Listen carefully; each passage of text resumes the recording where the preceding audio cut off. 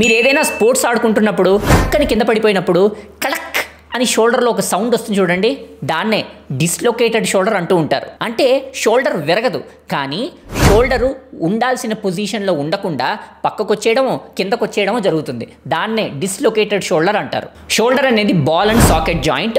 అది ఒక సాకెట్లో భద్రంగా ఉంటుంది. అది కానీ ఏమైనా అటు ఇటు పక్కకి జరిగింది అంటే దాన్నే డిస్లొకేషన్ అని అంటాం. వీటి ముఖ్యమైన లక్షణాలు ఏంటో చూసేద్దాం. ఎక్స్ట్రీమ్ పెయిన్, భయంకరమైన నొప్పి ఉంటుంది. అలాగే అసలు భుజాన్ని ఎత్తనే లేరు. అలాగే చూసిన వెంటనే కనిపిస్తుంది మనకి ఆ షోల్డర్ కొంచెం తేడాగా ఉంది అని. దీన్ని కానీ సరిగ్గా ట్రీట్మెంట్ చేయకపోతే నర్వ్ డ్యామేజ్ అనేది జరుగుతుంది. సో వెంటనే ట్రీట్మెంట్ చేసుకోవాలి. డిస్లొకేటెడ్ షోల్డర్కి మెయిన్ ట్రీట్మెంట్ ఏంటంటే ముందు హాస్పిటల్ ఎమర్జెన్సీ డిపార్ట్మెంట్కి వెళ్ళి ఫస్ట్ రీలొకేట్ చేయించుకోవాలి. అంటే డిస్లొకేట్ అయిన జాయింట్ని కరెక్ట్ పొజిషన్లో పెట్టి దాన్ని రీలొకేట్ చేస్తారు. దాని తర్వాత బ్రేసెస్ వేస్తారు.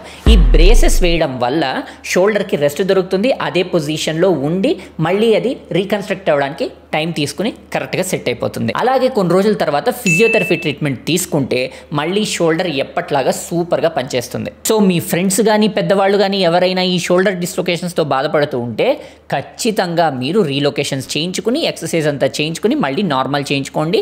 అంతేగాని నెగ్లెక్ట్ చెయ్యద్దు. ఎందుకంటే హెల్త్ ముఖ్యం బిగిలో.